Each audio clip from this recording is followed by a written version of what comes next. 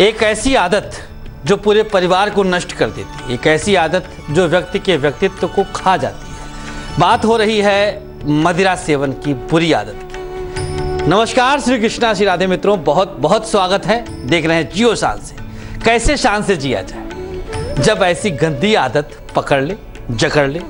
अब ऐसी आदत को छुड़ाने के लिए कुछ भाई महा उपाय ही चाहिए, तो करिएगा इंतजार। अगर कोई भी आपके परिवार का सदस्य या आप स्वतः मदिरा सेवी हैं और इस हद तक हैं कि ना आपको अपनी चिंता, न परिवार की चिंता, न समाज की चिंता, तो ऐसे में उस उपाय के द्वारा आप अपनी इस आदत पर अंकुश लगा सकते हैं, रोक लगा सकते हैं। करेंगे चर्चा रामबाण महा उपाय की। प्रत्येक राशि वाले, चाहे मेष हो या मीन, सबके लिए एक उपाय कारगर हो जाएगा। बाकी मुख्य विषय पर आते हैं।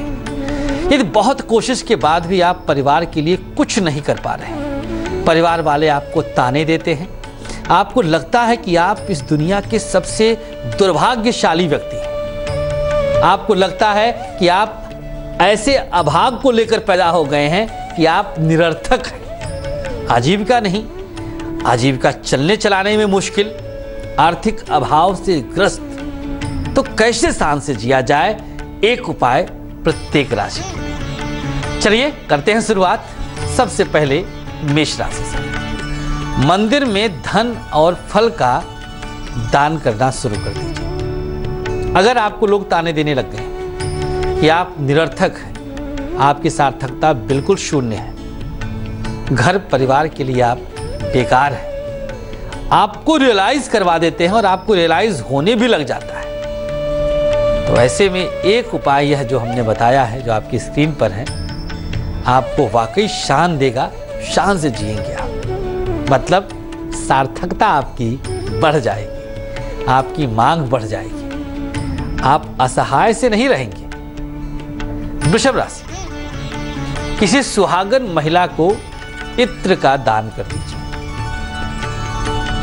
एक ही बार, किसी को भी कर सकते हैं, बंधन कोई नहीं है।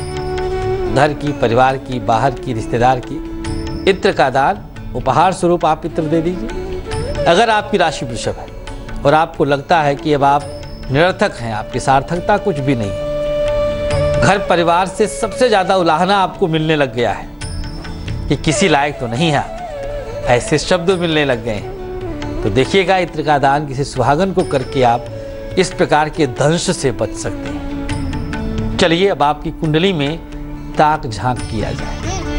क्या है योग कि इस प्रकार का दोष और दंश आप झेलते हैं? सबसे पहले अपने लग्न पर आपको निगाह डालना होगा। लग्न अगर आपका 15 से 22 डिग्री के मध्य में है, 15 से 22 डिग्री, तो ये बहुत चरम की मजबूती होती है, बहुत स्ट्रॉन्ग मजबूती होती है। इस प्रकार के लग्न के प्रभाव के व्यक्ति को कभी उलाहना नहीं सुनना पड़ता, क्योंकि ऐसे लोग बहुत तेजस्वी हो जाते हैं, उनके अंदर तेज बल आ जाता है, वो निरर्थकता नहीं प्राप्त करते। ठीक अपोजिट, हाथ के हाथ ये भी जान लीजिए कि कमजोर लग्न किसे कहते हैं। 25 से लेकर 30 इधर और 0 से लेकर 5 शुरुआत।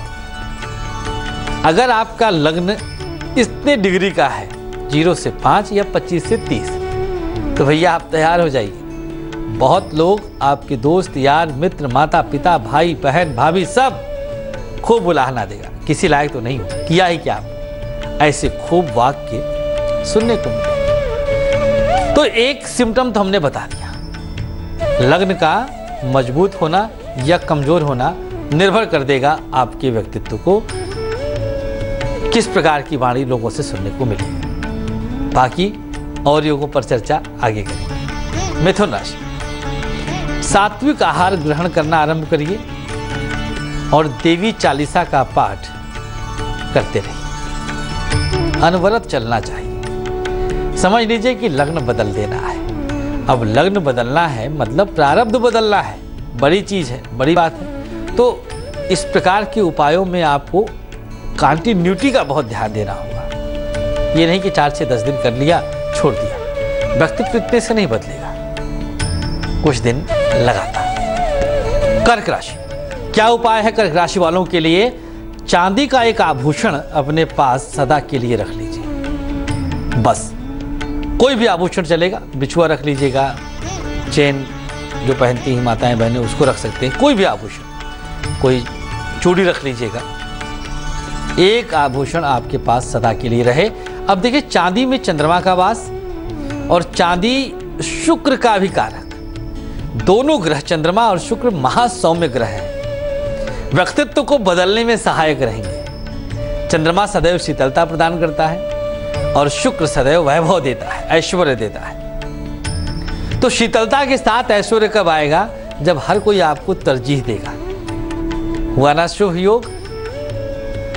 दूसरा योग, यदि आपकी कुंडली का लग्नेश, अभी हमने लग्न के विषय में चर्चा किया था, अब लग्नेश पर आते हैं। लग्न का स्वामी भी उतने ही डिग्री की मजबूती पर होना चाहिए, मतलब 15 से लेकर 22 तक, बहुत चरम मजबूती पर। ऐसी स्थिति में आप लोगों की आकर्षण के केंद्र बनेंगे। लेकिन अगर 0 से 5 या 25 से 30 का है, लग्नेश आपका निर्बल है, मतलब यह है कि आप बिल्कुल निरर्थक रूप से इस पृथ्वी पर आ गए। दोष इतने कि काउंट नहीं ना किया जा सके। शुभता के लिए तरसना पड़ जाए और घर परिवार समाज पड़ोस मोहल्ला हर कोई तिरस्कृत भाव से देखे, यही दोष है। 0 से 5 या 25 से 30। अब और ज्यादा पीड़ा लग्नेश की मुश्किलों को बढ़ा देता है। जैसे नीच राशि में बैठ जाए, बहुत पीड़ित हो जाता है। लग्नेश का नीचस्थ होना भाग्येश के नीचस्थ होने से भी ज्यादा दोष होता है। भाग्य में नीचता रहेगी, भाग्येश नीच का रहेगा, तब तो वस्तुओं को आप इकट्ठा नहीं कर पाएंगे। और अगर लग्नेश नीच का होगा तो वस्तुएं पहले ही इकट्ठी हैं, आप उसका उपभोग नहीं कर पाते। आपका व्यक्तित्व ही पूरी तरह से नकारात्मकता में भर जाता है। कुछ भी कर लीजिए आप, प्रभाव शून्य रहेगा ही। आप किसी पर छाप नहीं डाल पाएंगे। नतीजा ये निकलेगा कि हर कोई आपको ताने देगा, हर कोई आपको उलाहने देगा। आपकी माँ देगी, पिता भी देंगे, भाई बहन ऐसे ही आपको कुछ नहीं समझेंगे। अब देखिए, अगर आप इस समय इस कार्यक्रम को देख रहे हैं और आपकी कुंडली में ईश्वर न करे ऐसा दुर्योग हो, तो खुद महसूस कर रहे होंगे कि कितना कष्ट आप उठा रहे हैं। ऐसे लोग मानसिक रूप से पूरी तरह से पीड़ित हो जाते हैं। कुछ और योगों पर चर्चा। सिंह राशि का उपाय, तांबे का एक कड़ा पहन लीजिए, थोड़ा सा मोटी साइज का, वजनदार। सूर्य को मजबूत करना है ना, लग्नेश को मजबूत करना है। लग्नेश मजबूत हो जाएगा तो हर कोई आपका सम्मान करेगा, घर पर भी, बाहर भी, कार्यक्षेत्र में भी, रिश्तेदारों में भी। लग्नेश का बलवान होना कुंडली के करोड़ों दोषों का स्वतः नाश कर देता है, क्योंकि व्यक्ति सर्व सामर्थ्यवान हो जाता है। परिस्थितियां कैसी भी हो, खुद को डिमोरलाइज नहीं करता। उसको ये नहीं लगता है कि अरे इतने निरर्थक हम हैं। आत्मबल नहीं जाता अगर आपका लग्न का स्वामी मजबूत हो। कन्या राशि, नीम का पौधा किसी देवी मंदिर में लगा दीजिए। नीम का पौधा किसी देवी मंदिर में लगाना है। यहाँ पर दिन का बंधन हमने नहीं किया। हाँ, ध्यान सिर्फ इतना देना है कि वो पौधा सूखने ना पाए, उसकी देखभाल आप करते रहें। समय समय पर उसमें जल दें, खाद पानी दें, जिससे वो वृक्ष अच्छे से चले। और नीम का पौधा वैसे भी हमारी प्रकृति के लिए बेहद पोषक होता है और ख़ास तौर पे कन्या राशि वालों के लिए विशेष उपाय बन जाता है। तो चलिए बात कर लेते हैं आज के रामबाण महाउपाय की।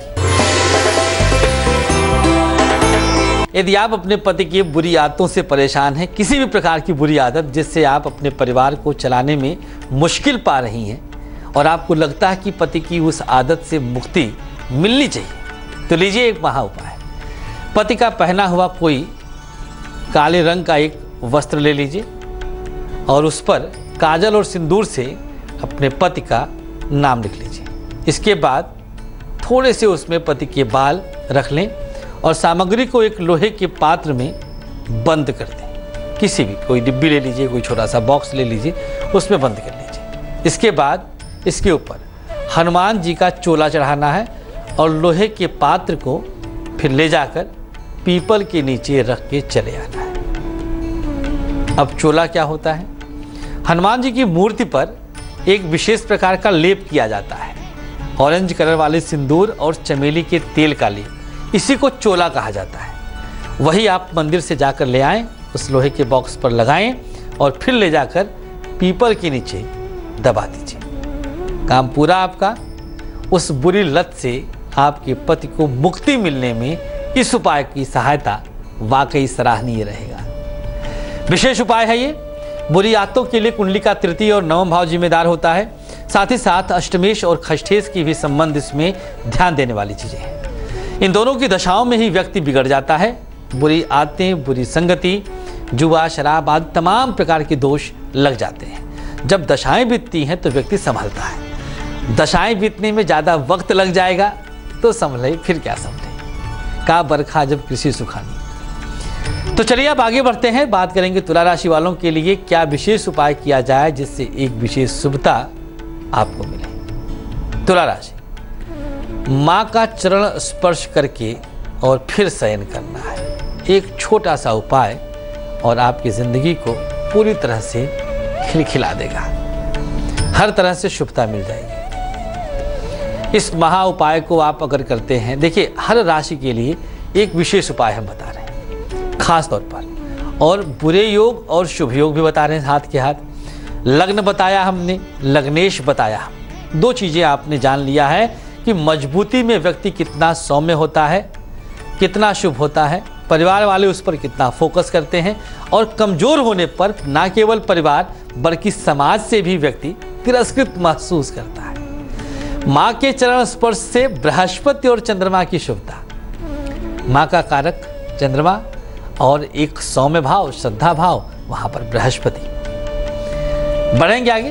वृश्चिक राशि, हर रोज गुड़ और दही जल में डालकर स्नान करना है।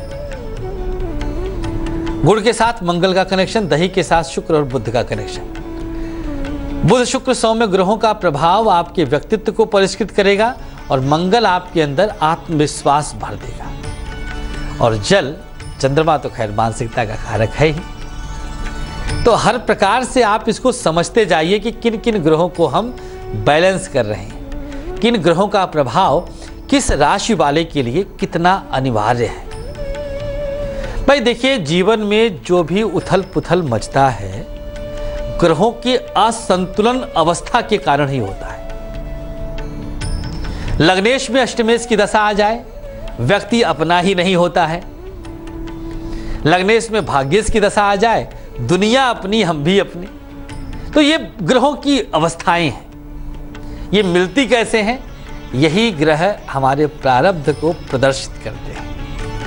कभी का कर्म जो आज का भाग्य है, वही भाग्य जिसे ज्योतिष देखता है, जिससे ज्योतिष देखता है, दोनों चीजें। चलिए धनु राशि की बात करते हैं। धनु राशि वालों के लिए विष्णु सहस्त्र नाम का पाठ सुबह शाम करना है, प्रातःकाल और शाम के समय पर 2 बार करना है और कुछ दिन करिएगा। वैसे धनु राशि वालों का व्यक्तित्व बड़ा आकर्षक होता है, खिंचाव होता है इनके व्यक्तित्व में। बृहस्पति है इनका राशि स्वामी, लेकिन बृहस्पति अगर पीड़ित रहेगा तब कहाँ से खिंचाव। अगर धनु राशि है आपकी और आप महसूस कर रहे हैं कि आप नेग्लेक्ट किए जाते हैं, ध्यान नहीं दिया जाता, बार बार ताना आपको दिया जाता है, तो देखिए बहुत छोटा सा उपाय है। विष्णु सहस्त्र नाम का पाठ सुबह शाम शुरू कर दीजिए। आहार भी सात्विक लीजिएगा इसके साथ। ऐसा ना हो कि आप मांसाहारी भी रहे, तो ध्यान दीजिएगा इस पर। अब एक ग्रह पर चर्चा अगर न हो तो ये विषय ही बेकार है। वो ग्रह है नवमेश। नवमेश अगर आपकी कुंडली का बलवान है तो आपकी हथेली में सूर्य रेखा और भाग्य रेखा एक साथ दिख जाएगी। इन दोनों रेखाओं का साथ रहना ही एक अलग तरह का प्रभाव आपके जीवन में देता है। दोनों रेखाएं अगर एक साथ हैं, एक चुंबकीय शक्ति आपके अंदर आ जाती है, एक व्यक्तित्व ही अलग से बना देता है प्रकृति, बस नवमेश के कारण। तो नवमेश कितना मजबूत है, डिग्री के साथ सौम्य ग्रहों का साथ मिल जाए और सही समय पर इसकी दशा आ जाए, बस इसके बाद का प्रभाव तो बस देखने वाला रहेगा। बहुत शुभता के साथ आप आगे बढ़ेंगे, हर कोई आपका मान सम्मान करे। चलिए अब बारी आई है मकर राशि वालों को बताने की, किस प्रकार से आपका व्यक्तित्व इतना शुभ हो जाए कि हर कोई आपसे आकर्षित हुए बिना न रहे। गेहूं का दान करना है आपको। यदि आपकी राशि मकर है तो आपके अष्टमेश को यहाँ पर बलवान करना है और हनुमान चालीसा की पुस्तक एक अपने पास रख लीजिए, काम पूरा। मकर राशि वालों के लिए एक शुभ प्रभाव का पिटारा पास में आ गया। अब देखिए यहाँ पर गेहूं के दाने खास तौर पर अष्टम भाव को प्रदर्शित करते हैं और अष्टम भाव सबसे ज्यादा अशुभ होता है। खुदा न खास्ता नवमेश के साथ हो जाए, भाग्येश और लग्नेश के साथ, तो ऐसे में व्यक्ति पूरी तरह से पीड़ित हो जाता है। कुंभ राशि, काजल की डिब्बी लाल कपड़े में बांधकर अपने पास सदा के लिए रख लीजिए। जब तक ये आपके पास है हर कोई आपसे खुश रहेगा, सम्मान करेगा, तरजीह देगा। अंतिम राशि मीन, हल्दी गंगा जल से गीला कर लें और इस हल्दी को अपने पास रख लीजिए, काम पूर्ण हो गया। अब अपने इस सौम्य प्रभाव का आनंद उठाइए, आकर्षक व्यक्तित्व का आनंद उठाइए, पर्सनालिटी में ग्लो आएगा, हर जगह सम्मान और जय जयकार। खास पेशकश में फिलहाल के लिए इतना ही। अनुमति चाहेंगे, आते हैं कल नया विषय लेकर। तब तक के लिए हमें आज्ञा दीजिए और आप बने रहें तेज के साथ। नमस्कार।